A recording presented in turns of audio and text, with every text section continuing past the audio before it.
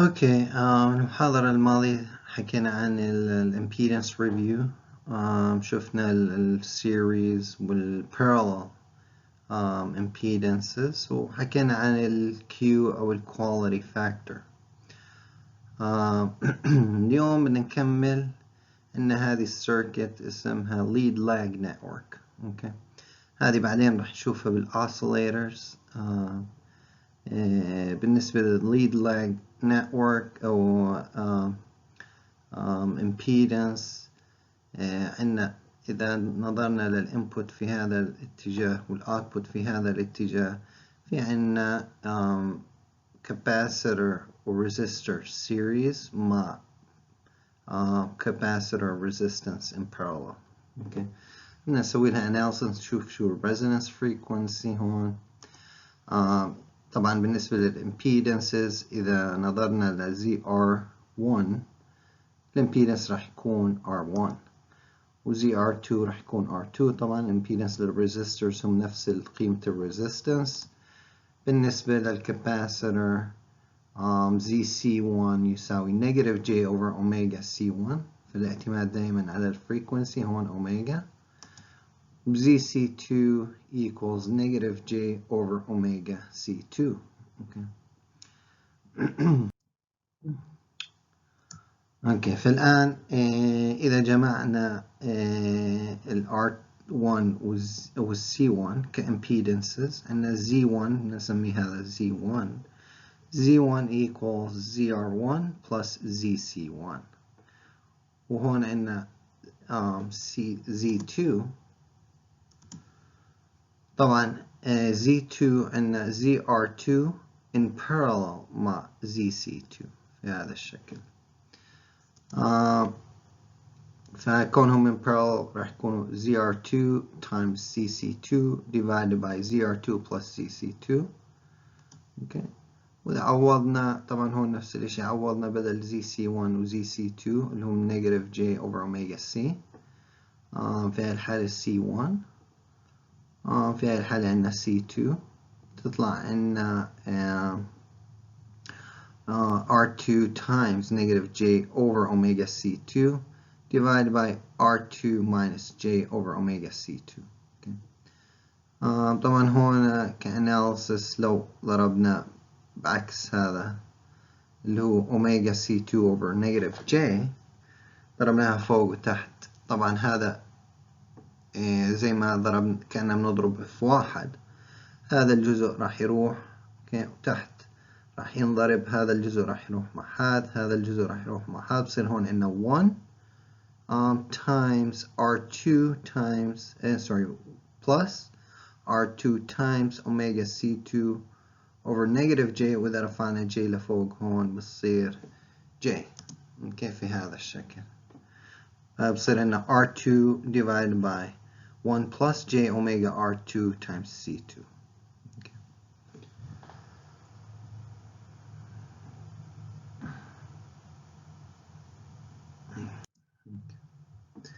الآن لو نظرنا لهذا الإكوفالنت، الآن عندنا VN Z1 وهون عندنا Z2 V out، فواضح إنه V out هو voltage divider ما بين Z2 و C1. ف V out equals Z2 divided by Z2 plus Z1 times VN. طبعا لو نقلنا هذا للجهة الثانية بننظر لك transfer function. طبعا زي الجين، بس هون واضح انه ما في عندنا جين، بيكون عندنا هون attenuation. V out over Vn equals Z2 over Z2 plus Z1. هذا يساوي R2 over 1 plus J omega R2 times C or C2 divided by R1 minus J over omega C1 plus R2 divided by 1 plus J omega R2 C2.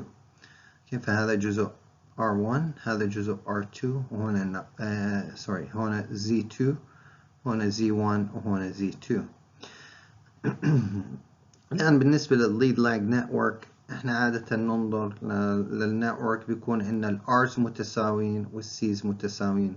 بمعنى آخر R1 equals R2 equals R و C1 equals C2 equals C. okay. هذا ببسط لنا المعادلة شوي. بصير عندنا V out over Vn equals R over 1 plus J omega RC divided by R minus J over omega C plus R over 1 plus J omega RC. الآن لو ضربنا ب 1 plus J omega RC over 1 plus J omega RC زي كنا بنضرب في واحد. هذا طبعا فوق راح يروح مع هذا الجزء، بظل عندنا هون R. الجهة اللي تحت راح يروح هذا الجزء مع هذا الجزء، هذا الجزء راح ينضرب هون وهون. اوكي، فبظل عندنا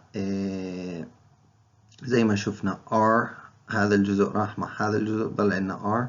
هون 1 plus J omega RC انضربت في R minus J over omega C، وهذا الجزء مضروب في هذا الجزء بيروح مع هذا، بضل عندنا هون R.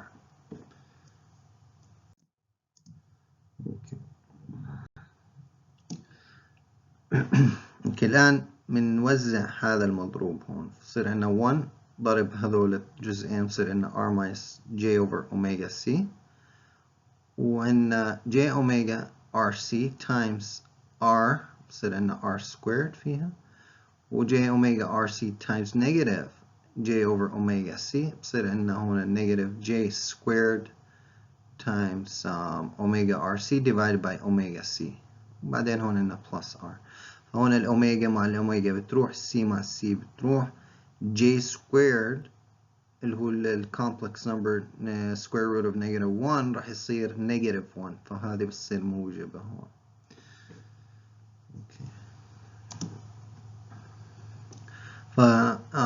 بس للتوضيح هون بصير عندنا R divided by R minus J over omega C plus J omega R squared C plus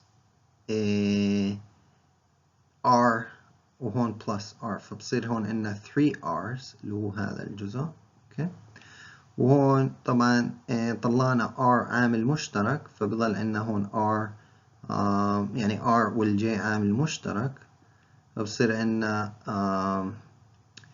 اللي بضل في هذا الجزء أوميجا ار سي اللي هو هذا الجزء، وهون بضل عندنا 1 over أوميجا ار سي. اوكي، لأنه طلعنا عامل مشترك فمنقسم هنا R، لأن هذا الجزء ما فيه R. اوكي، فالآن بنلاحظ هون إن R عامل مشترك بين الثلاث، فبروحوا مع بعض، بصير عندنا 1 over 3 plus J times omega RC minus 1 over omega RC بهذا الشكل. اوكي، الآن الريزونانس هون بصير إذا الجزء الجي يساوي صفر. اوكي، فالآن نقدر نساوي هذا الجزء في صفر، نلاقي الريزونانس frequency.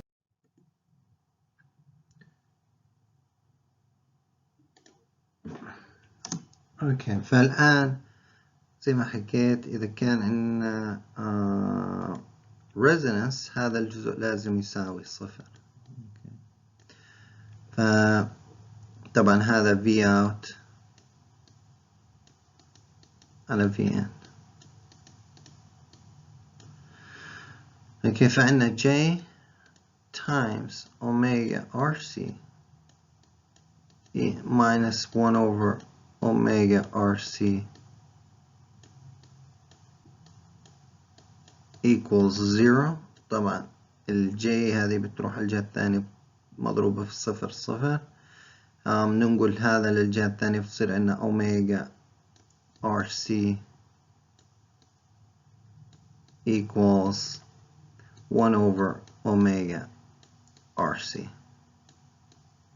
طبعا هون بننقل أوميجا للجهة، بصير عندنا أوميجا تربيع، و RC بننقلها للجهة هاي، بصير عندنا RC تربيع. هون بصير عندنا أوميجا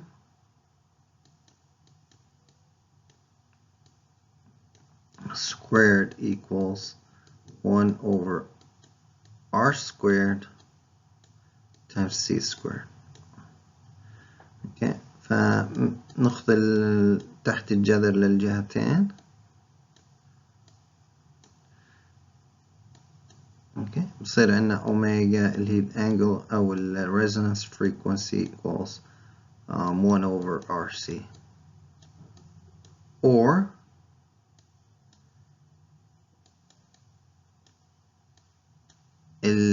the frequency in hertz equals 1 over 2 pi RC. Okay.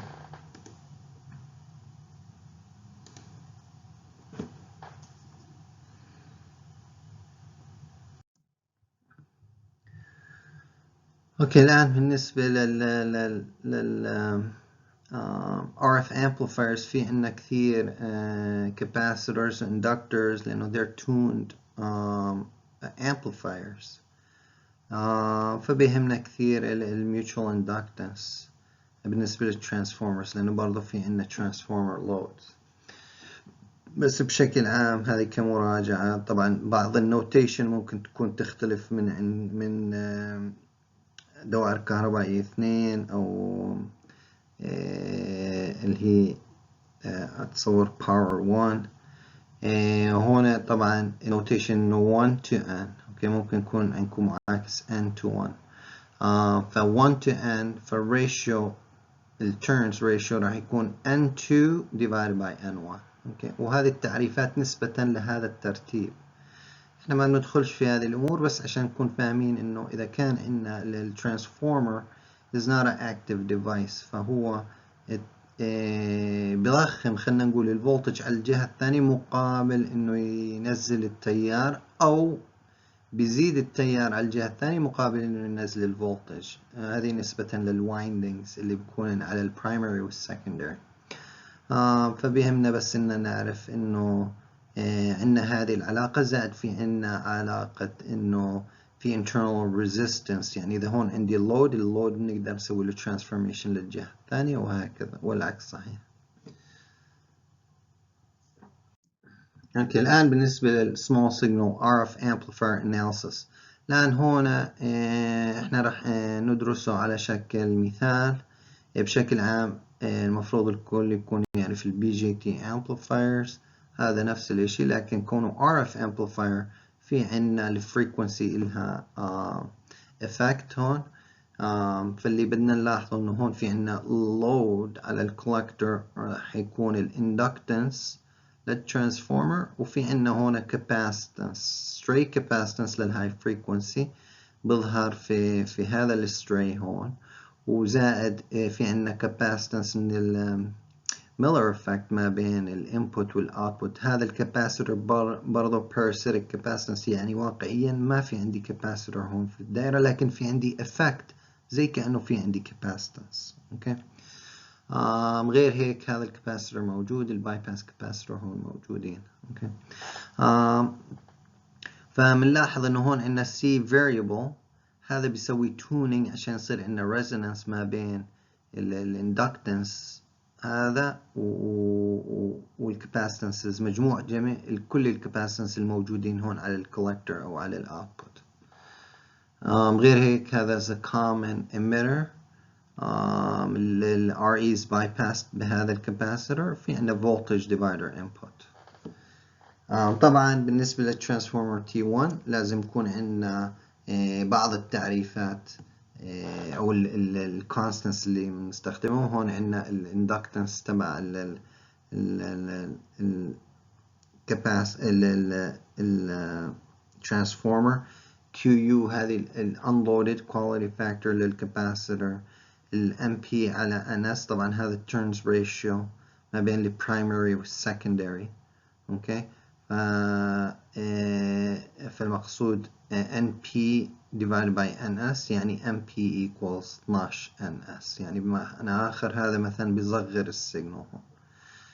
K هذه لها دخل بالايديال inductor. فهون احنا ideal transformer، فهون بنحكي عن ideal transformers، ف K equals 1 يعني ما في عندنا power loss بالtransformation. اوكي، فخلينا نشوف هذا كمثال ونسوي له analysis. طبعا هون في عندنا load. دائما بالنسبة للcommon emitter الجين بيكون RC أو all the resistances على الcollector divided by كونه هذا RE bypass راح يكون على RE الصغيرة، اوكي، اللي بتظهر من ال DC biasing لل BJT. اوكي. اوكي، طبعا هذه circuit unloaded Q. هون عندنا اسمه الcoupling factor، دائما عندنا 1 لأنه بنحكي عن ideal capacitors ideal transformers. فهون خلينا نشوف المثال هذا. Example 3, determine the output voltage Vout for Vn equals 40 millivolts. Okay.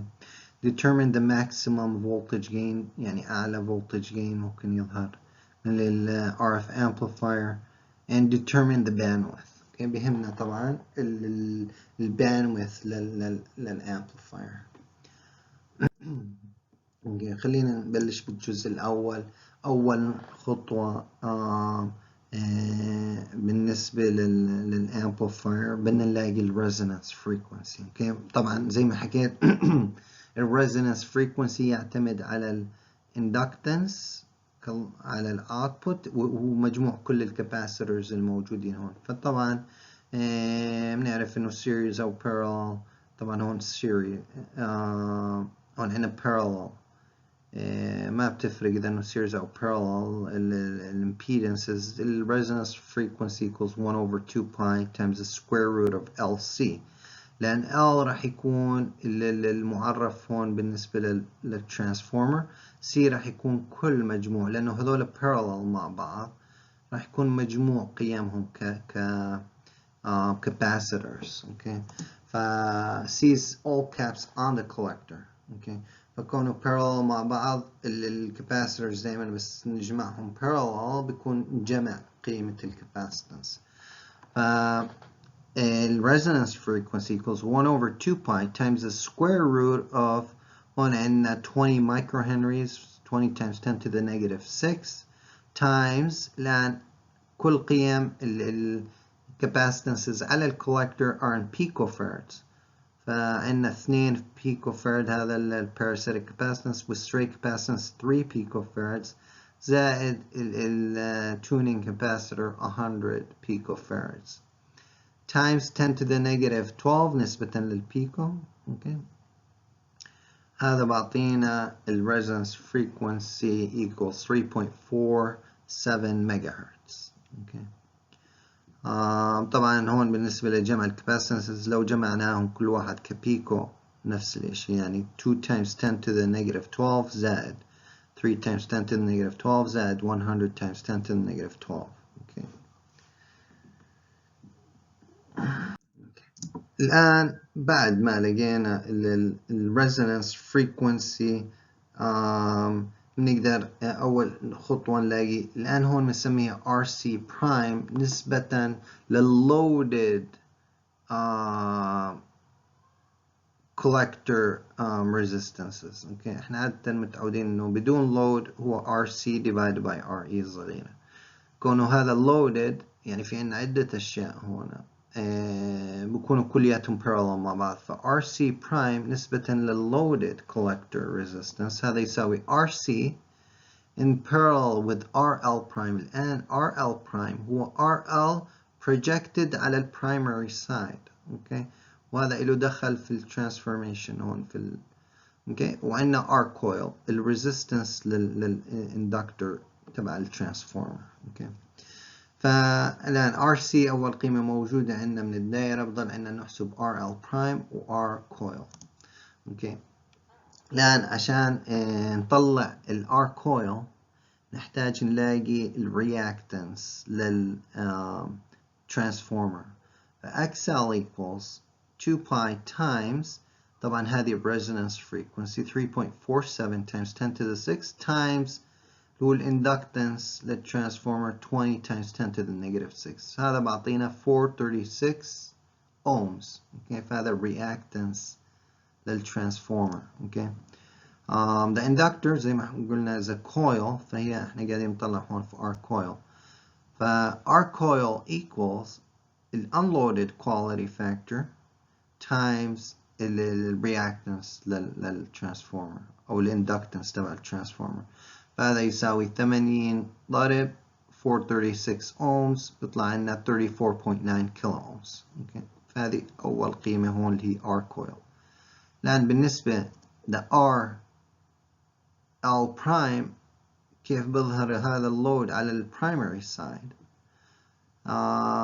راح يكون RL prime equals NP over NS squared times RL. فهذا transformation لللود لجهة البرايمري. Okay. ف NP over NS equals 12.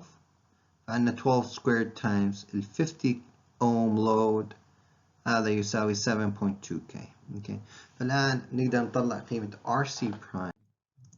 RC prime equals اللي هي 5K okay, in parallel with 7.2K in parallel with 34.9K. Okay. بنلاحظ انه حتى لو ان هذه القيم الدوميننت راح تكون دائما اقل قيمة في ال parallel values. يعني التأثير أكثر راح يجي من RC واللود. okay. هذا يساوي 2.72 كيلو أومز. okay. فدائما أحسن طريقة بنقدر نسوي كل اثنين مع بعض ولحد ما نصل للقيمة النهائية. فلو بدي أحسبها هذه مثلا باخذ 7.2 ضرب 34.9 divided by 7.2 plus 34.9 تطلع عندي قيمة. اوكي قيمة بالكي بالكيلو اومز. هذه القيمة مضروبة في ال 5K تقسيم هذه القيمة اللي طلعت عنا زائد ال 5K بتطلع عنا 2.72 كيلو اومز. اوكي الآن بدنا نطلع قيمة RE. ف RE تساوي VT اللي هو الثيرمال فولتج، واحنا بنعرف الثيرمال فولتج للبي جي تي عادة 26 ملي فولت أو بعض الأحيان تذكر 25 ملي فولت. تقسيم IE التيار اللي بده يمشي هون في الدي سي اناليسيس. فالآن نحتاج نسوي دي سي اناليسيس هون.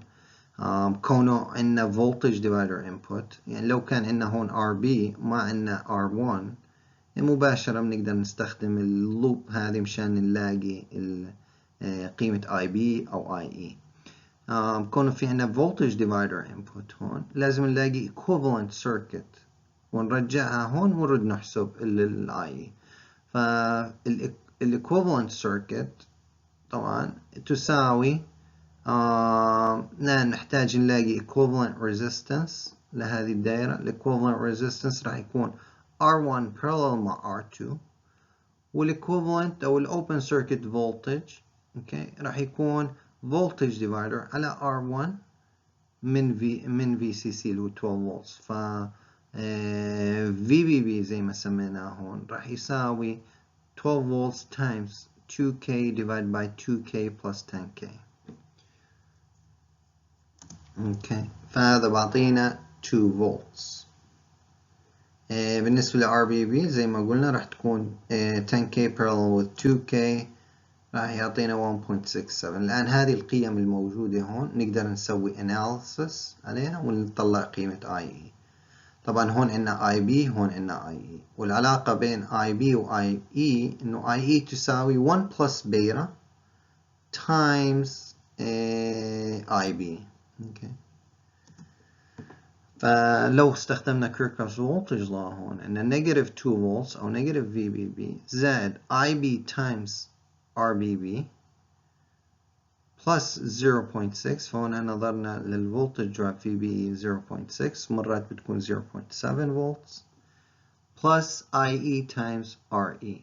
okay. فهون عندنا negative 2 plus IB times 1.67K plus 0.6 plus 1k times IE. الآن عندنا المجهولين IE و IB، بس بنعرف إنه IE equals IB times 1 plus beta. فبنقدر يا نكتب IB في المعادلة، يعني نعوض هون IB، أو نقدر نعوض بدل IB نعوض IE، لأن أصلا بندور على IE. أوكي. فبنقدر نعوض بدل هذه ال IB نعوض IE divided by beta plus 1. أوكي. طبعا هون البيتا للترانزستور هذا احنا مستخدمين 200. أوكي. فعندنا 1K. طبعا نقلنا الفولتجز للجهة الثانية، فعندنا 2 minus 0.6 على الجهة الثانية. الجهة هذه خلينا التيارات، فعندنا 1K times IE plus 1.67K divided by 201 times IE equals اللي هو 1.4 volts. اوكي. الآن ناخذ هنا IE عامل مشترك بينهم، والقيمة هذه مقسمها على الجهة الثانية، فبيطلع عندنا IE يساوي 1.39 ملي أمبس. اوكي. فالآن عندنا هذا التيار من الدي سي اناليسيس، فبنقدر نطلع قيمة RE. اوكي. ف RE زي ما حكيت تساوي VT divided by IE. برضه VT ممكن تكون 25 ملي فولت أو 26 ملي فولت حسب التعريف. احنا عادة إذا السؤال عرف ما كان معرف قيمة VT thermal voltage أو الفولتج دروب ما بين البيس والإميتر اللي هي VBE، عادة احنا نستخدم 26 ملي فولت VT و VBE 0.7 فولت. اوكي. بس بعض الأحيان السؤال بيعرفها بقيمة ثانية، ممكن هذه تكون 25 ملي فولت، و VBE زي ما استخدمنا في هذا المثال ممكن تكون 0.6 فولت. اوكي. في هذه الحالة RE equals 26 ملي فولت على 1.39 ملي أمبس، في الملي مع الملي بيروح، بظل عندنا 18.7 أومز. ف AVT اوكي هذا الفولتج جين عند هذه النقطة هون. اوكي. مش بعد الترانسفورمر، هذه قبل الترانسفورمر. اوكي. فهذا الاوتبوت لو بدي اضرب هذا الجين فاليو بالانبوت فولتج VN، هذا بعطينا الفولتج هون مش الفولتج هون على الاوتبوت. اوكي. فبنسميه AVT equals RC prime divided by RE. هذا يساوي 2.72K divided by 18.7 ohms، تقريبا 146. اوكي. لكن هذا الفولتج جين هو هون، فلو دخلنا مثلا 1 ملي امب هون، الاوتبوت هون راح يكون 146 ملي امب هون. اوكي. قبل الترانسفورمر، فمش الاوتبوت هذا الاوتبوت لنفس البي جي تي امبليفاير ما قبل الترانسفورمر. الترانسفورمر طبعا بده يسوي ترانسفورميشن للفولتج ويطلعه على الاوتبوت في اوت. اوكي. وطبعا بنلاحظ انه اذا كان 146 ملي فولت هون، هذا راح يصير تقسيم 12 لانه البرايمري للسكندري 1 على 12. اوكي. ف VC equals طبعا هون VC نسبة للفولتج على الكولكتور equals AVT times VN which equals 146 times ان الانبوت VN اللي هو معرف في السؤال 40 ملي فولت، بيطلع لنا 5.8 فولت هون. اوكي. الان الاوتبوت في اوت راح يصير عندنا transformation في الفولتج، ف V out equals NS على NP times VC. اوكي. وهون عندنا 12 هو NP على NS، فالمعاكس له راح يكون الاوتبوت على V out. عندنا 1 over 12 ضرب 5.8 فولت بعطينا 485 ملي فولت. اوكي. هذا بالنسبة للجزء الأول اللي هو V out. اوكي. الآن الجزء الثاني اللي هو part B، شو الماكسيمم جين. طبعا بس نحكي عن الماكسيمم جين نحكي عن الجين لحد ما نصل للأوتبوت اللي هو V out، فبنسأل عن V out على VN. ف AV equals AVT اللي هو الجين لحد الكولكتور ضرب الترانسفورميشن اللي هو NS على NP ما بين البرايمري والسكندري، فهذا بيكون عندنا 146 times 1 over 12 بعطينا 12.17، فهذا الماكسيمم جين لحد ما نصل للأوتبوت في اوت. in dB طبعا نقدر نكتب الجينز أو أي قيم بالدي بي. in dB بنعرف إنه هون عندنا regular voltage gain مش power gain، ف AV equals 20 times log القيمة بالregular values بعطينا القيمة بالدي بي، ف AV equals 20 times log 12.17 which equals to 21.7 dB. okay. الآن بالنسبة لتعريف الدي بي بنعرف إنه بالأرقام العادية أي جين يساوي واحد يعني يونيتي، ما في عنا جين وما في عنا attenuation. إذا الجين كان قيمته بين الصفر والواحد يعني أقل من واحد راح يكون الجين ما بكون عنا جين، بكون عنا attenuation يعني السيجنال تصغر زي ما صار عنا هون في الترانسفورميشن.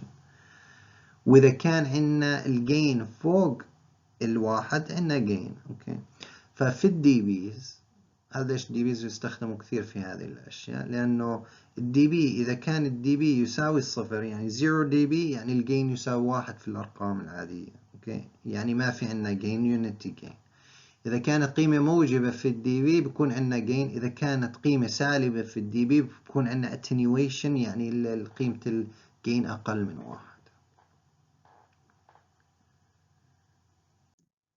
اوكي، بالنسبة للفرق الأخير شو الباندويث لهذا الامبليفاير. طبعا هون بنحكي عن loaded Q. اوكي، وهون عندنا resonance frequency where QL is the loaded Q مش نفس هذه هون unloaded Q.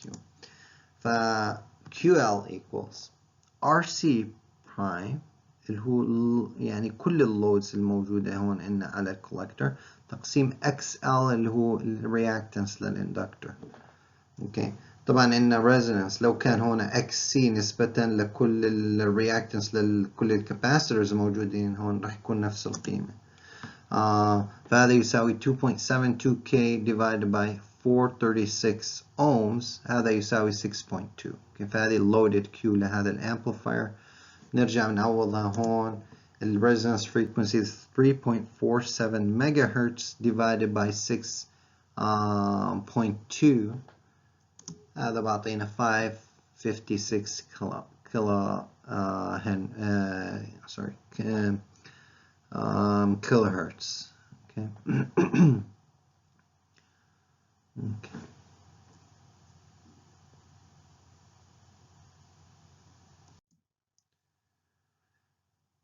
اوكي، بنوقف هون. المحاضرة الجاية راح نحكي عن ال RF Amplifier Design. اوكي، فعنا rules of thumb للديزاين. بناء على الديزاين نختار قيم هون بنحكي عنهم المحاضرة الجاية.